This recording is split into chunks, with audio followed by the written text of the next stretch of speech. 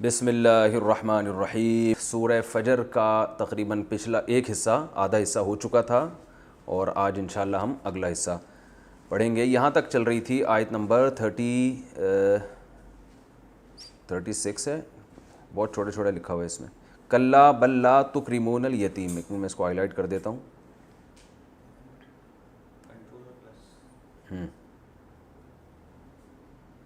یہ والی آیت چل رہی ہے، کلا بل لا تکرمون الیتیم، ہرگز ایسا نہیں ہے بلکہ تم یتیم کا اکرام نہیں کرتے۔ کلا کا مطلب ہرگز ایسا نہیں ہے، کیا مطلب؟ اللہ تعالیٰ نے انسان سے دو شکایتیں کی ہیں، فَأَمَّا الْإِنسَانُ إِذَا مَا ابْتَلَاهُ رَبُّهُ فَأَكْرَمَهُ وَنَعَّمَهُ، کہ انسان کو جب اللہ آزماتے ہیں اور اس کا اکرام کرتے ہیں، اس کو نعمتیں دیتے ہیں، تو وہ کیا کہتا ہے؟ فَيَقُولُ رَبِّي أَكْرَمَنِ، میرے رب نے میرا اکرام کیا۔ یعنی یہ اکرام بطور شکر کے نہیں، یعنی یہ جو الفاظ کہتا ہے نا انسان، یہ بطور شکر کے نہیں بلکہ یہ اتراتے ہوئے، جیسے لوگ کہتے ہیں اللہ کا دیا بہت کچھ ہے اور اس پہ خوشی ہو رہے ہوتے ہیں۔ دو چیزیں یعنی ان میں فالٹ ہوتے ہیں، ایک تو یہ کہ اپنے آپ کو اس کا مستحق سمجھتے ہیں، دوسری بات یہ کہ اس کو مقبولیت کی دلیل سمجھتے ہیں کہ ہمیں اللہ نے چونکہ نعمتیں دی ہیں اس کا مطلب ہے کہ ہم اللہ کے محبوب بندے ہیں۔ تو حالانکہ ایسا نہیں ہے، اللہ نے فرمایا اذا ما ابتلاہ، اللہ تو اسے کیا کر رہے ہیں؟ ابتلا کر رہے ہیں، آزما رہے ہیں۔ تو دولت آنے کے بعد اللہ کا شکر بھی ادا کرنا چاہیے اور ساتھ ساتھ یہ احساس بھی رہنا چاہیے کہ یہ ہمارے لیے بہت بڑی آزمائش ہے، لہذا انسان اترائے نہیں۔ تو اللہ فرماتے ہیں اس کا یہ نظریہ ہے کہ دولت ملنا اس کی علامت ہے کہ آپ کا رب آپ سے خوش ہے۔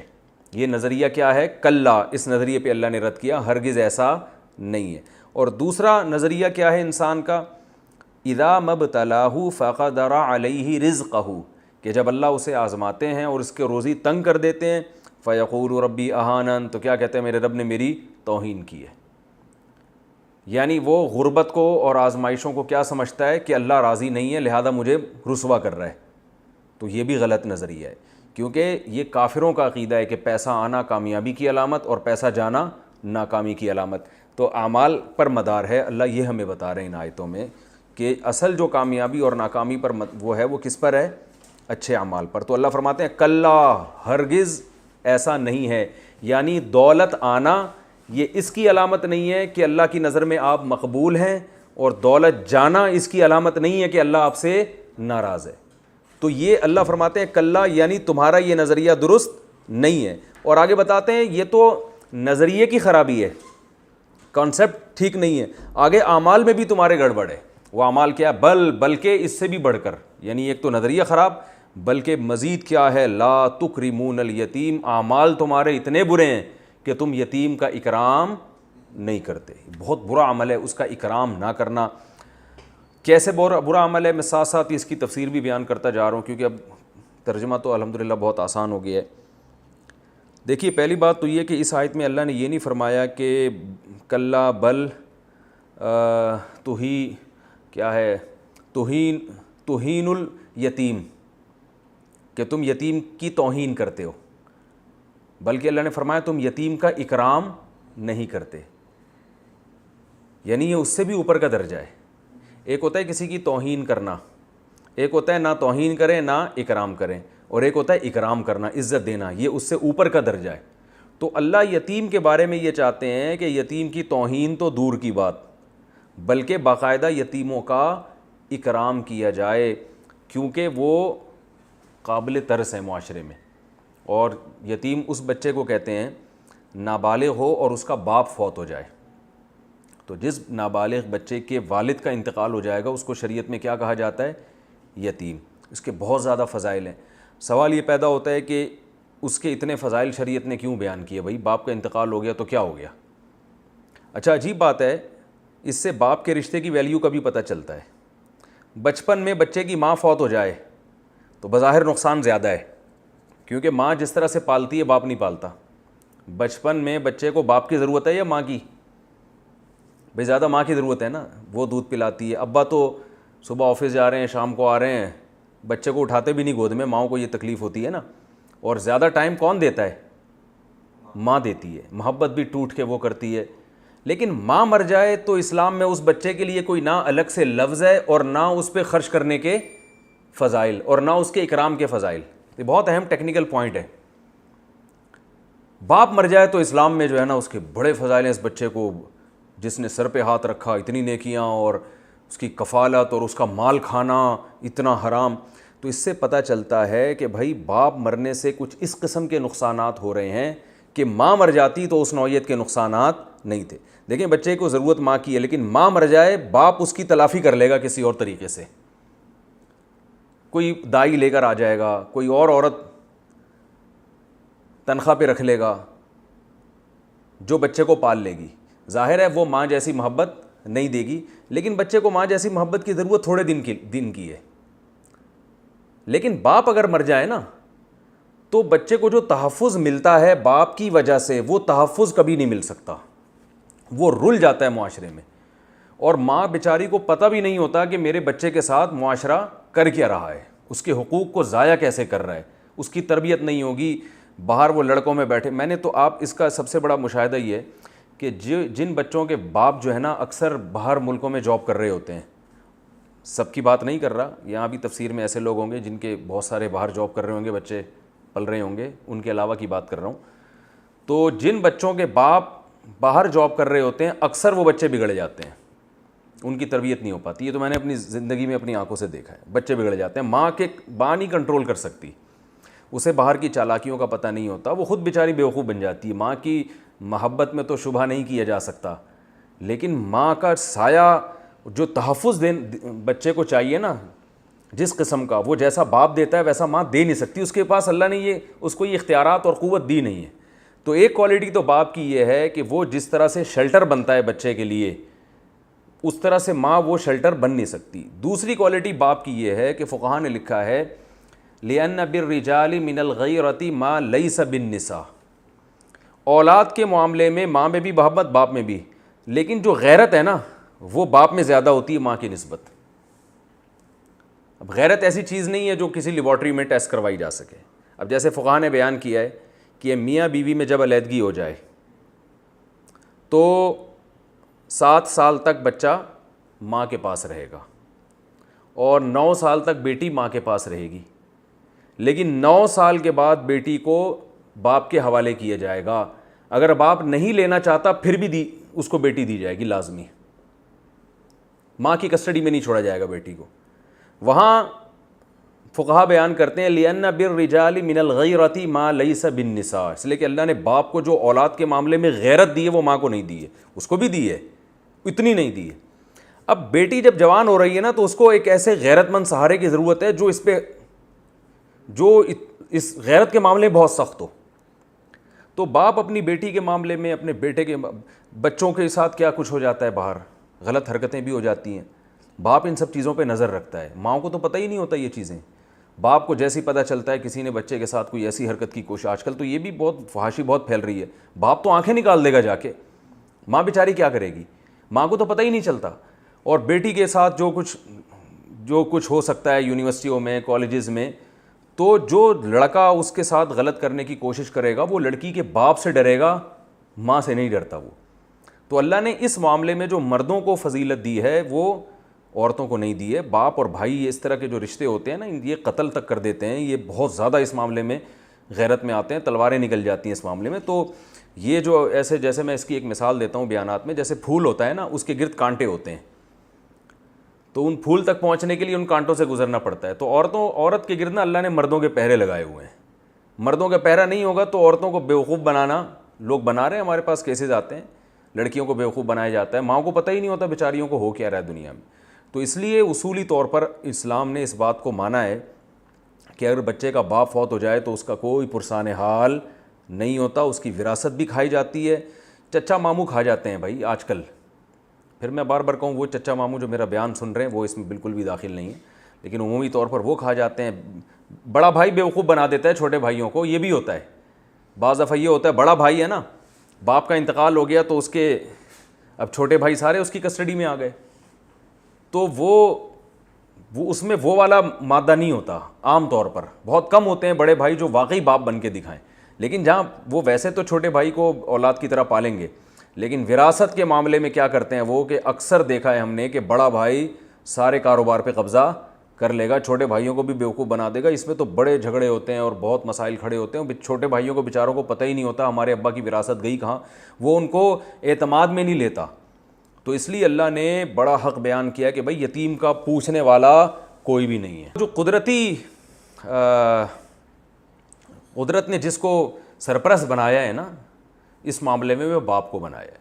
تو اس لیے اسلام میں یتیم کے بہت فضائل ہیں, کیونکہ جو باپ بچپن میں مر جائے تو اس بچے کا کوئی پوچھنے والا نہیں ہے. میں نے اپنی زندگی میں دیکھا, ایک صاحب اپنے بچوں کو, 2 چھوٹے چھوٹے پیارے بچے تھے, لے کر آئے کرتے تھے, ان کو نماز پڑھاتے, اپنا بہت اچھی تربیت ہو رہی تھی.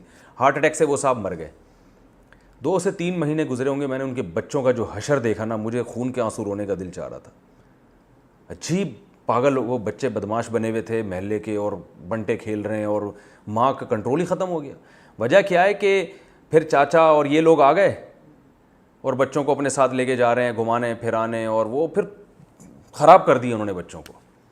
تو اس لیے اللہ تعالیٰ نے بہت ترغیب دی ہے اس کی کہ بھائی یتیم ہو جائے تو اس کا کیا کرنا ہے, عزت دینی ہے اس کو. عرب میں بہت ہے, ہمارے استاذ کہتے ہیں سعودی عرب میں نا, ٹھیک ہے عربوں میں کچھ خامیاں بھی ہیں لیکن بعض خوبیاں بھی بہت زبردست ہیں ان میں, کہ وہاں کوئی یتیم ہو جائے نا تو چونکہ وہ قرآن سمجھ کے پڑھتے ہیں نا, ان کو پتہ ہے کہ اللہ کے کیا حکام ہیں, تو یہ تو یتیم کے حکام تو بار بار آتے ہیں قرآن میں.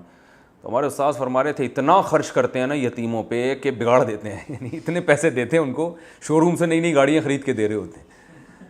تو وہ ٹھیک ہے, ایسا نہیں کرنا چاہیے, لیکن ان کا جذبہ بہرحال اچھا ہوتا ہے کہ بھائی اس پہ تو خرچ کرنے کا بڑا ثواب ہے. نبی صلی اللہ علیہ وسلم نے ام سلمہ رضی اللہ تعالیٰ عنہ سے نکاح کر کے ان کی یتیم بچوں کو پالا تھا. خود آپ کے دیکھیں آپ کے کتنے غریب تھے, لیکن بیوہ سے نکاح کر کے یتیم بچوں کو پال رہے ہیں. تو اس لیے اسلام میں بہت اہمیت ہے اس کی. تو اللہ فرماتے ہیں بل لا تکرمون الیتیم, تم یتیم کا اکرام نہیں کرتے, حالانکہ اکرام کرنا چاہیے. یہ عملی خرابی ہے تمہارے اندر. ولا تحاضون, تحاضون اصل میں تھا تحاضزون, تزاربون, تزاربون باب تفاعل تزارب, ٹھیک ہے نا. تو تحاضزون, حظ کہتے ہیں کسی کو کسی چیز پر ابھارنا.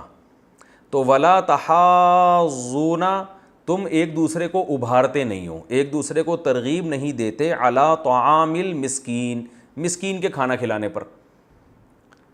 تو یعنی تمہارے اندر یہ بھی برائی ہے کہ تمہیں معاشرے کے جو کمزور لوگ ہیں ان کی بنیادی ضرورت پوری کرنے کا بھی خیال نہیں ہے. آیت کا یہ مطلب ہے, کھانا کھلانا اصل مقصد نہیں ہے. میں نے بار بار یہ بات میں بیان کرتا ہوں کہ قرآن جزیات کے ضمن میں کیا بیان کرتا ہے, اصول. یعنی ایک ایگزامپل دے گا لیکن وہ ایک مثال ہوگی, اس مثال کے اندر ایک قاعدہ چھپا ہوا ہوگا. اصل میں قرآن یہ بیان کرنا بتا رہا ہے یہاں پہ کہ تم معاشرے کے ضرورت مند لوگوں کی بنیادی ضرورتوں کا خیال نہیں رکھتے, اور خیال رکھنے کا بہترین طریقہ یہ ہے کہ ایک دوسرے کو خیال رکھنے کی ترغیب دی جائے. یہی ہے نا. تو اس لیے قرآن نے کیا بیان کیا, اصل کیا بیان کرنا چاہ رہے ہیں اس کو نوٹ کریں. اس آیت کا جو ترجمہ ہوگا نا, جو مفہوم ہوگا اصل, وہ کیا ہے, تم معاشرے کے جو ضرورت مند لوگ ہیں ان کی بنیادی ضرورتوں کا بالکل بھی خیال نہیں رکھتے, بس اپنے پیسے اور کھانے پینے میں مگن ہو. اب اس کو قرآن نے کیا بیان کیا, اب دیکھیں اس کی مثال کیا ہے کہ خیال رکھنا, سب سے آسان طریقے سے خیال کیسے رکھا جاتا ہے, ایک دوسرے کو ترغیب دے دی جائے. بھائی جیب سے پیسہ نکلنا تو اور مشکل کام ہے نا, کم سے کم درجہ کیا ہے, ایک دوسرے کو ترغیب دی جائے کہ یار آؤ اس پہ بیٹھ کے بات کر لیتے ہیں, معاشرے کے ضرورت مند لوگوں کا ہمیں کیسے خیال کرنا چاہیے. تو تحاضون میں اس کو اللہ نے بیان کر دیا کہ ایک دوسرے کو ترغیب بھی نہیں دیتے, تمہیں خیال ہی نہیں ہے, بس اپنے دولت میں اپنے پیسوں میں مگن ہو. اور بنیادی ضرورتوں میں سب سے بڑی ضرورت کیا ہے, کھانا, کیونکہ ہر چیز کا متبادل ہے, ہر چیز کا آلٹرنیٹ ہے, کھانے کا کوئی متبادل نہیں ہے, اور اس کے بغیر تو گزارا ناممکن ہے. تو کھانے کا ذکر بتانے سے کھانا مقصد نہیں ہے, کھانا کیونکہ انسان کی بیسک ضرورت ہے, تو جس کی بھی جس وقت جو بیسک ضرورت ہو اس کو پورا کرنا اس آیت کے تحت داخل ہے. کسی کی بیسک ضرورت اگر پانی ہے تو پانی کا انتظام کرنا, جیسے حدیث میں آتا ہے نا, ایک شخص نے پیاسے کتے کو پانی پلایا, اللہ نے اس کی مغفرت کر دی. تو اگر کسی کی بنیادی ضرورت علاج ہے, وہ کینسر کا پیشنٹ ہے, اس کو ہسپتال میں علاج کی ضرورت ہے, اب ہم کہہ رہے ہیں کہ بھائی قرآن کہہ رہا ہے کہ معاشرے کی جو بنیادی ضرورتیں پوری کرو, اور مریضوں کا علاج کرو تو آپ کہہ رہے ہیں قرآن میں تو مسکین کو کھانا کھلانے کا حکم ہے، تو کینسر کے مریض کو بول دو کہ میرا صبح کا ناشتہ میرے گھر سے، دوپہر کا کھانا میرے گھر سے اور رات کا کھانا میرے گھر سے آئے گا۔ وہ کہیں بھائی اس کے بعد کھانے کے پیسے ہیں، علاج کے نہیں ہیں۔ آپ کہیں جی قرآن نے چونکہ کھانے کی ترغیب دی ہے لہذا میں علاج کے پیسے نہیں دے سکتا، تو یہ قرآن کو نہ سمجھنے کی دلیل ہے۔ تو یہ اصول ہمیشہ یاد رکھیے، گاڑی اردو استعمال کر رہا ہوں، جزیات کے ضمن میں، ضمن کا مطلب ہوتا ہے ایک مثال دی جا رہی ہے اور اس میں ایک اصول اور قاعدہ، ایک لا چھپا ہوا ہے، تو اور وہ لا کیسے چھپا ہوا ہے یہ بھی میں نے بتا دیا کہ مسکین ایک معاشرے کا ضرورت مند ہوتا ہے اور طعام یعنی کھانا اس کی بنیادی ضرورت ہے، اور ایک دوسرے کو ترغیب دینا یہ اس کے خیال رکھنے کا سب سے آسان ترین طریقہ ہے۔ تو آیت کا مطلب کیا ہوا؟ معاشرے کے جو ضرورت مند لوگ ہیں ان کی بنیادی ضرورتوں کو پورا کرنے کا بالکل بھی خیال نہیں رکھتے، تو اپنی لائف میں کیا ہیں؟ مگن ہے۔ بس وہ وائپر جو آتا ہے نا، وہ اس پہ گاڑی پہ جو شیشہ صاف کرتا ہے اس کو 5 روپے پکڑایا اور پتلی گلی سے نکل لیے۔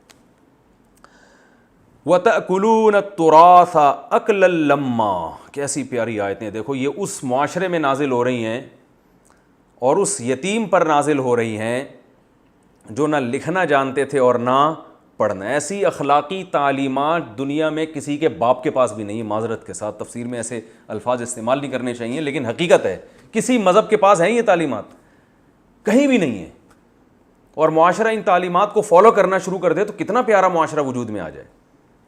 تو اللہ نے فرمایا کہ نہ صرف یہ کہ تم خیال نہیں کرتے بلکہ الٹا یہ کرتے ہو، یعنی اللہ تو کہہ رہے ہیں اپنے مال میں سے خرچ کرو نا جو اللہ نے تمہیں دیا ہے، دوسروں کا خیال کرو، بلکہ الٹا کیا کرتے ہو، جو تمہارا حق نہیں بھی بنتا وہ بھی دوسروں سے چھین رہے ہوتے ہو۔ اور کیسے چھینتے ہو؟ وَتَأْكُلُونَ التُّرَاثَ، تَأْكُلُونَ تَنْصُرُونَ کی طرح کھاتے ہو تراث، تراث میراث کو بولتے ہیں، وراثت کھاتے ہو، اکلن کھانا، لما کا معنی دبا کے، ٹھیک ہے نا، وراثت کھاتے ہو دبا کے کھا جاتے ہو، پوری پوری طارق روڈ کی دکانیں ہڑپ کر جاتے ہو۔ آپ کہہ سکتے ہیں میں نے تو تھوڑی سی کھائی ہے، ہو سکتا ہے بھائی کوئی صاحب سن رہے ہو بیان کہہ رہے ہیں میں نے تو بہن کے صرف 1 لاکھ روپے کھائے تھے باقی تو سارے ادا کر دیے تھے، جبکہ اللہ کیا فرماتے ہیں تم کھاتے ہو دبا کے۔ تو اصل بات یہ ہے کہ دیکھیں جو حرام کھاتا ہے نا وہ تھوڑا اور زیادہ نہیں دیکھتا، جس نے تھوڑا کھایا ہے نا اس کو موقع تھوڑے کا ملا ہے، زیادہ کا ملتا تو وہ کیا کرتا؟ زیادہ کھا لیتا۔ اس لیے اللہ نے وہ بات ذکر کی ہے جو معاشرے میں رائج ہے، کھائی تھوڑی، اس کو کہتے ہیں قید اتفاقی۔ اتفاقی شرط کا مطلب یہ ہوتا ہے یہ شرط بطور شرط کے نہیں ہے، یعنی یہ احتراز کے لیے نہیں ہے کہ تم تھوڑا کھاتے ہو یا تم زیادہ کھاتے ہو یعنی تھوڑا نہیں کھاتے، یہ مطلب بتانے کا مقصد یہ ہے کہ معاشرے میں ہو یہ رہا ہے کہ زیادہ ہی کھائی جاتی ہے۔ اگر کوئی تھوڑا کھا رہا ہے نا وہ اس لیے کھا رہا ہے کہ اس کو زیادہ کھانے کا موقع ملا نہیں ہے۔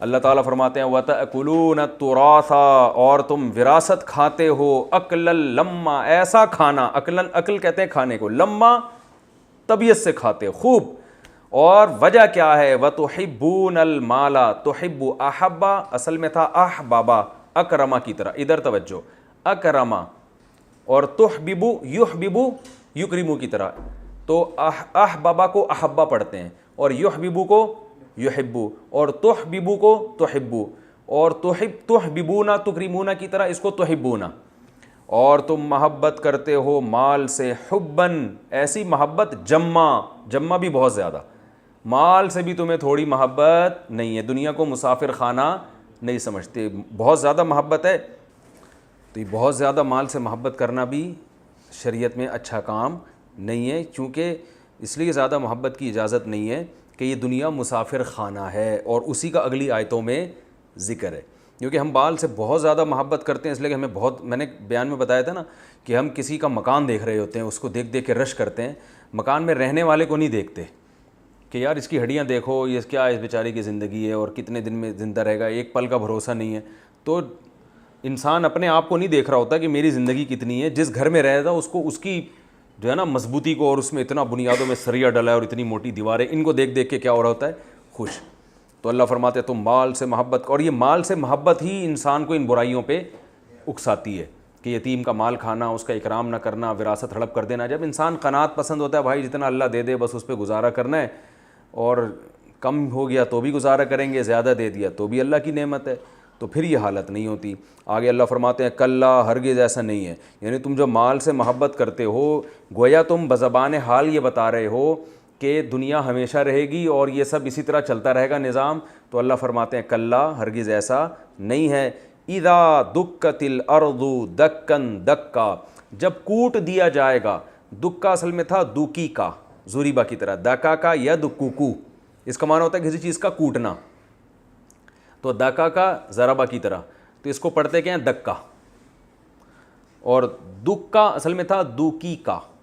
تو اذا دکت الارض، جب کوٹ دیا جائے گا زمین کو، توڑ پھوڑ دیا جائے گا زمین کو، دکن دکا، دکن بھی تاکید کے لیے، پھر دوبارہ دک، دک میں نے کوٹنا، یعنی بہت زیادہ کوٹ دیا جائے گا زمین کو۔ وجاء ربک، اور آئے گا تیرا رب، والملک، اور فرشتے، صفاً صفا، صف بنا کر، صفاً صفا مکمل، یعنی فرشتے بھی صفوں میں کھڑے ہوں گے۔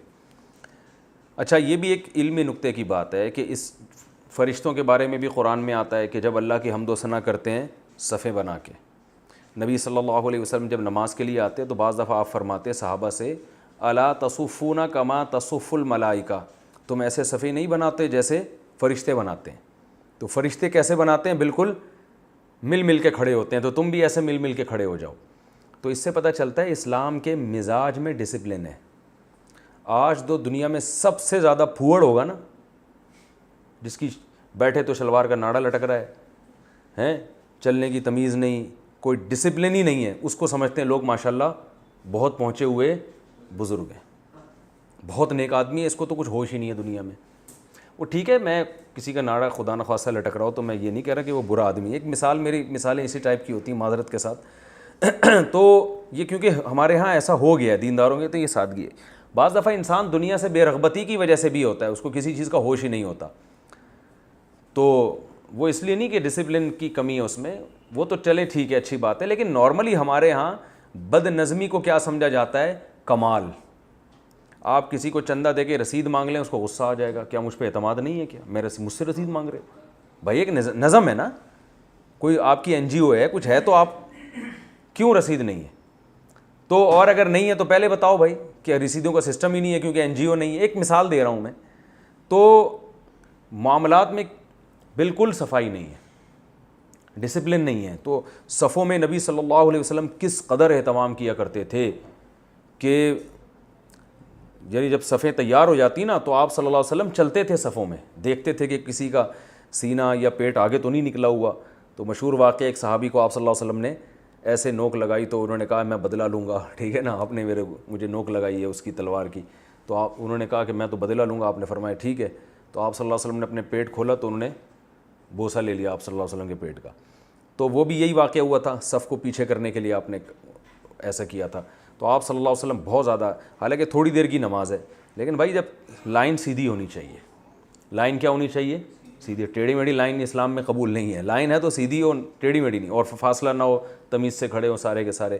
تو اسلام میں ڈسپلن کی بہت زیادہ اہمیت ہے، تبھی نمازوں کے بھی اوقات ہیں، ایسے نہیں کہ فجر آپ ظہر میں پڑھ لیں، ظہر کسی بھی وقت پڑھ لیں، ایسا نہیں ہے، نمازوں کی ٹائمنگ ہے تو ہر چیز کا۔ تو اللہ فرماتے ہیں قیامت کے جب بھی حساب ہوگا نا تو بھی فرشتے لائن سے کھڑے ہوں گے، ٹھیک ہے نا۔ اب یہ چیزیں غیر مسلموں نے ہم سے لے لی ہیں، وہ سارا ڈسپلن وہ فالو کر رہے ہیں، اور ہم سمجھتے ہیں کہ چونکہ غیر مسلم نظم و ضبط کے ساتھ چلتے ہیں لہذا ہم سمجھتے ہیں شاید یہ شیطان نے ان کو سکھایا ہے، ٹھیک ہے نا، اور یہ تو کہ شیطان کو فالو کرتے ہیں لہذا یہ شیطانی کام ہے۔ مولانا رشید تھانوی رحمہ اللہ نے غالباً ایک واقعہ لکھا ہے یا کسی اور بزرگ نے کہ ایک انگریز انڈیا میں مسلمان ہوا، پرانی بات ہے جب بر صغیر پر انگریزوں کی حکومت تھی، تو مسلمان ہوا نا تو اس نے کیا کیا، مسجد کا وضو خانہ دیکھا بہت گندا ہے تو اس نے صفائی شروع کر دی۔ تو ایک نمازی نے کہا یار مسلمان تو ہو گیا مگر انگریزوں والے کام نہیں چھوڑے اس نے، ٹھیک ہے، مسلمان تو ہو گیا مگر کام وہی انگریزوں والے اس کے۔ تو یہی ہمارا حال ہے۔ وَجَاءَ رَبُّكَ وَالْمَلَكُ صَفًّا صَفًّا، اور تیرا رب اور فرشتے آئیں گے صف بستہ ہو کے۔ وَجِيءَ يَوْمَئِذٍ بِجَهَنَّمَ، جاء کا جاء اصل میں تھا جایا ضربہ کی طرح، اور جیآ اصل میں تھا جویآ زوریبا کی طرح، اس کا معنی ہے لایا جانا، جایا آنا، جویآ لایا جانا، جیسے ضربہ مارا، زوریبا مارا گیا۔ تو وجیع اور لایا، اچھا جوہیع کو پڑھتے کیا ہیں؟ جیع، جوہیع کو کیا پڑھتے ہیں؟ جیع. وجیع یومئذ، اور جس دن ایسا ہوگا لایا جائے گا بجہنم، جہنم کو لایا جائے گا.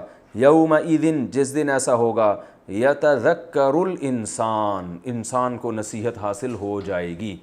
تذکر تفعل باب ہے، تکلف والا، اس کا معنی نصیحت کا حاصل ہونا. انسان کو نصیحت حاصل ہو جائے گی. وَأَنَّا لَهُ الذِّكْرَىٰ، اور کہاں ہے آج اس کے لیے نصیحت؟ انا کا معنی کہاں، ہم کہتے ہیں نا انا زیدن، کیا مطلب؟ زید کہاں ہے. تو انا لہو، کہاں سے ہے آج اس انسان کے لیے الذکریٰ، نصیحت. کیا مطلب؟ اب نصیحت کا کوئی فائدہ نہیں ہے. اب بڑے پاپڑ ویلے اور بڑی واویلا کرے گا کہ مجھے نصیحت ہو گئی، مجھے اللہ تیری آیتیں سب سمجھ میں آ گئیں کہ یتیم کا مال بھی نہیں کھانا چاہیے، یہ بھی نہیں کرنا چاہیے، وہ بھی نہیں، مجھے سب سمجھ میں آ گیا. اللہ فرماتے ہیں اب کہاں سے نصیحت؟ اب تو رزلٹ کی اناؤنس ہونے کا دن ہے نا. تو رزلٹ جس دن اناؤنس ہوتا ہے اس دن آپ بیٹھ کے رو رہے ہو یار میں پیپر میں یہ بھی کر لیتا، میں یہ بھی، یہ تو پاگلوں والی باتیں ہیں نا. تو اللہ فرماتے ہیں یہ احمقوں والی باتیں مت کرو.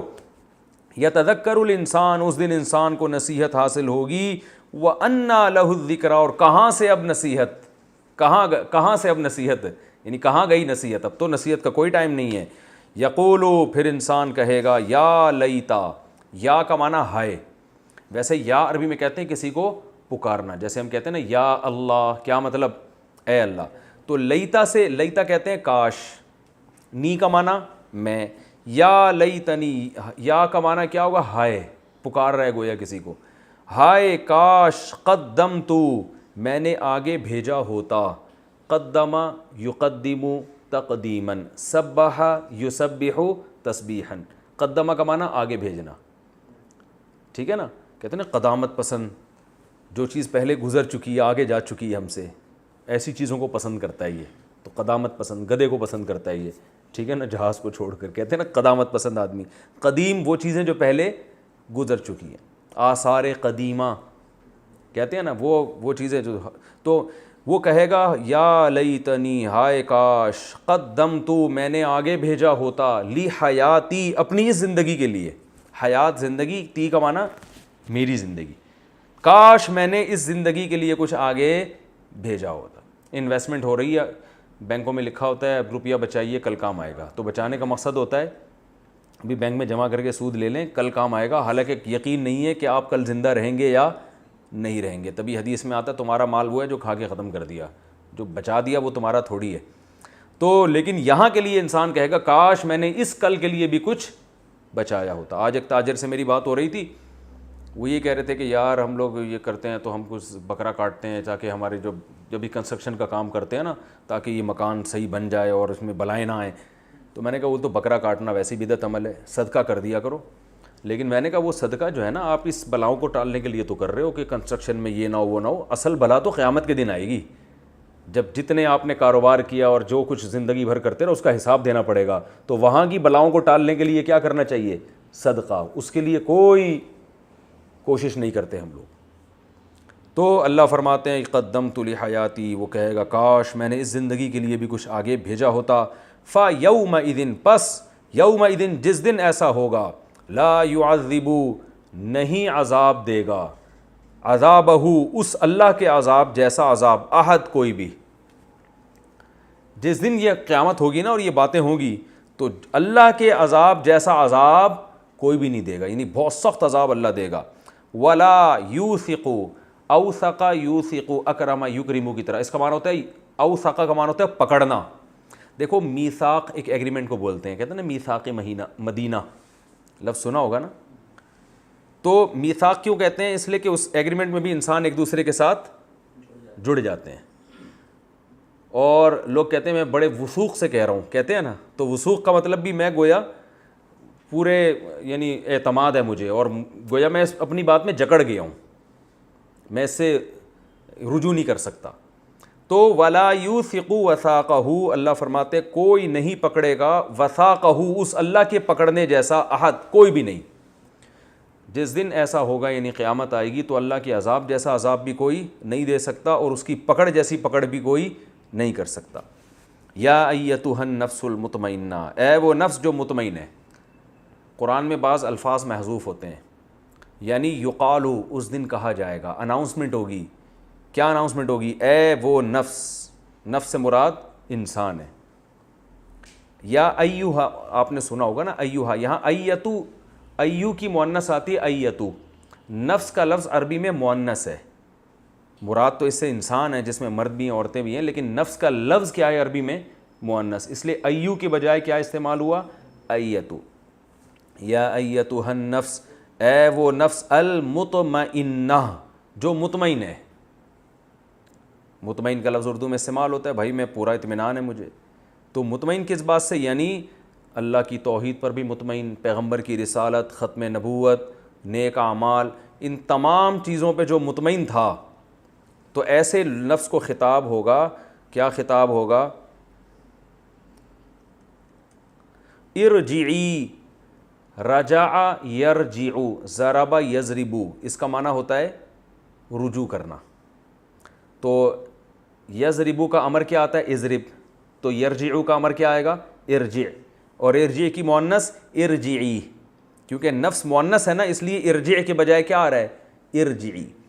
ایسے نفس سے کہا جائے گا ارجعی، لوٹ جا، الی ربکی، اپنے رب کی طرف. ربکا کے بجائے ربی کی، کیونکہ مؤنث ہے. راضیتن، اس حال میں کہ تو بھی کیا ہے؟ راضی. مرضیہ، اس حال میں کہ تجھ سے بھی رب کیا ہے؟ راضی. مرضیہ اصل میں تھا مرضوین، مقتول کی طرح. مقتول جس کو قتل کیا جائے، مضروب جس کو مارا جائے. مقتول کی مؤنث کیا آتی ہے؟ مقتولہ. مضروب کی مؤنث کیا آتی ہے؟ مضروبہ. تو مرضوین جس سے راضی ہوا جائے، یعنی جس سے اللہ راضی ہو گیا. مرضویتن اس کی مؤنث. تو مرضویتن کو پڑھتے کیا ہیں؟ مرضیتن. یہ مرضویتن ہی ہے مقتولتن کی طرح جو بن کیا گیا مرضیتن. یا ایتھا النفس المطمئنہ، اے وہ نفس جو مطمئن تھا، یعنی اللہ کی عبادت پر، نیک اعمال پر، پورے کانفیڈنس کے ساتھ، اعتماد کے ساتھ اللہ کی عبادت میں، اللہ کے حکام کو پورا کرنے میں لگا رہا. اس کے بارے میں کیا کہا جائے گا؟ ارجع الی ربک، چل اپنے رب کی طرف. راضیتن، تو بھی خوش، مرضیتن، اور تیرا رب بھی تجھ سے خوش ہے. تو کتنا زبردست بات ہوگی جب اللہ سے اس حال میں ملاقات ہوگی کہ آپ بھی اللہ سے خوش. کیوں آپ اللہ سے خوش؟ کہ اللہ نے آپ کو، آپ کی جو اعمال تھے نا، اس کا ایسا انعام دیا ہوگا کہ آپ بھی کہو گے اللہ میں تجھ سے کیا ہوں. ابھی دیکھیں خوش ہوتے ہیں نا، ابھی خوش تو ہوتے ہیں لیکن دل میں وسوسے آ رہے ہوتے ہیں. جیسے ایک صاحب کے بچے کا انتقال ہو گیا، تو میں نے ان کو تسلی دی. میں نے کہا بس، کہتے ہیں ہاں یار بس اللہ کی طرف سے اللہ نے دی تھی ایک نعمت، واپس لے لی. پھر تھوڑی دیر میں کہتے ہیں یار پتہ نہیں اللہ کو میں ہی ملا تھا یار، میرا ہی بچہ مارنا تھا. ایسی باتیں شروع کر دی انہوں نے. ٹھیک ہے نا. تو ایک آزمائش ہے نا دنیا میں، تو قیامت کے دن وہ آزمائشیں کیا ہو جائیں گی؟ ختم. اب حقیقی معنی میں انسان خوش ہوگا، اللہ نے اتنا نوازا ہوگا. تو اللہ فرماتے ہیں ارجع الی ربک، اپنے رب کی طرف چل. راضیتن، تو بھی خوش، کیونکہ اللہ نے تجھے تیری نعمتوں کا ایسا بدلہ دے دیا جو تیرے تصور میں بھی نہیں تھا. مرضیتن، اور تیرا رب بھی تجھ سے کیا ہے؟ خوش ہے. فادخلی، ادخل، داخل یدخلو، اس کا کیا معنی ہوتا ہے؟ داخل ہونا. ادخلی مؤنث کے لیے، فادخلی اصل میں تھا فادخلی، تو ملا کے کیا پڑھتے ہیں؟ فادخلی. داخل ہو جا فی عبادی، میرے نیک بندوں میں، یعنی میرے بندوں میں. جو جنت میں میرے بندے جا رہے ہیں نا، نیک بندے. عباد عبد کی جمع ہے، عبد غلام کو کہتے ہیں، عباد اس کی جمع آتی ہے. میرے بندوں میں داخل ہو جا. وادخلی، اور داخل ہو جا جنتی، میری جنت میں. تو ایسے نیک لوگوں سے کہا جائے گا. پہلے اللہ نے برے لوگوں کی حالت بیان کی جو کیا کہیں گے؟ یا لیتنی قدمت لحیاتی، ہائے کاش میں اپنی زندگی کے لیے کچھ کر لیتا.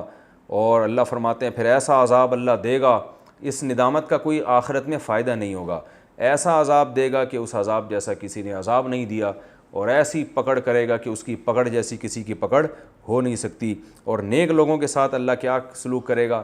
اے مطمئن نفس جو میری عبادت. یہ دیکھیں جو علماء بیان کرتے ہیں نا، نفس کی 3 قسمیں، نفس مطمئنہ، نفس امارہ اور نفس لوامہ. یہ ان 3 قسموں میں داخل نہیں ہے، وہ اصطلاح ہے. علماء بیان کرتے ہیں نفس یعنی انسان کی نا 3 کنڈیشن ہوتی ہیں. ایک ہے نفس مطمئنہ، وہ نفس جو عبادت پر اطمینان ہو، اس کو اللہ کی رضا پر اور شریعت کو دل و جان سے فالو کرتا ہو، دل لگتا ہو اس کا عبادت میں. اور گناہ سے بچتا ہو وہ. دوسرا نفس ہوتا ہے نفس لوامہ, جو سورہ یوسف میں آتا ہے, وہ نفس امارہ. امار امر سے نکلا ہے, امر آرڈر کو کہتے ہیں, امار آرڈر کرنے والا. تو نفس امارہ وہ نفس جو آپ کو برائیوں کا آرڈر کرتا رہتا ہے, الٹے الٹے کاموں کا, بھائی یہ بھی کر لے وہ بھی کر لے. ابھی ہم لوگ گائے لے کر آئے نا, اس کے لیے کسی ملازم کو رکھا, کام ہی نہیں کر رہا. ہم نے کہا کیا مسئلہ, کہہ رہا ہے کہ مجھے چرس چاہیے. ٹھیک ہے نا, اس کے بغیر میں کام نہیں کر سکتا. تو یہ نفس امارہ ہے, یہ اس کو کس کا آرڈر کر رہا ہے؟ یہ لڑکوں سے میں نے کہا بھائی وہ کیا ہے, یہ گائے رکھی تھی ہم لوگوں نے, تو کافی ساری گائیں ہیں, تو وہ اجتماعی قربانی کے لیے نا, تو وہ بندہ رکھا, باقاعدہ تنخواہ پہ رکھا, وہ بھاگ گیا. میں نے کہا بھاگا کیوں یار, اتنا اچھا کام کر رہا تھا. وہ کہہ رہا ہے میں چرس چاہیے, مجھے چرس کا انتظام کر کے دو. کہتا میں نے کہا اب چرس تو لانے سے رہے ہم اس کے لیے. ٹھیک ہے نا. تو یہ ہے نفس امارہ. کس کا حکم دے رہا ہے اس کو؟ چرس کا, ہیروئن کا, بری. تو جو برائی کا حکم دینے والا نفس ہے اسے کیا کہتے ہیں؟ نفس امارہ.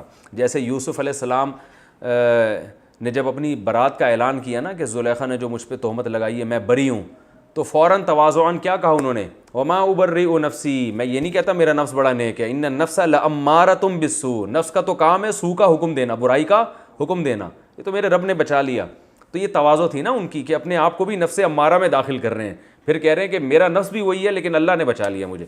تو نفس ایک وہ ہوتا ہے جو ہر وقت الٹے سیدھے کاموں کا حکم دیتا رہتا ہے, اور ایک نفس ہوتا ہے لوامہ, ملامت کرنے والا, کہ ایسا نفس جو برائی کرتا تو ہے لیکن اس پہ برائی پہ ندامت ہوتی ہے, ملامت ہوتی ہے, یار غلط کر رہا ہوں میں, ایسا کرنا نہیں چاہیے. تو سب سے بدترین نفس نفس امارہ ہے.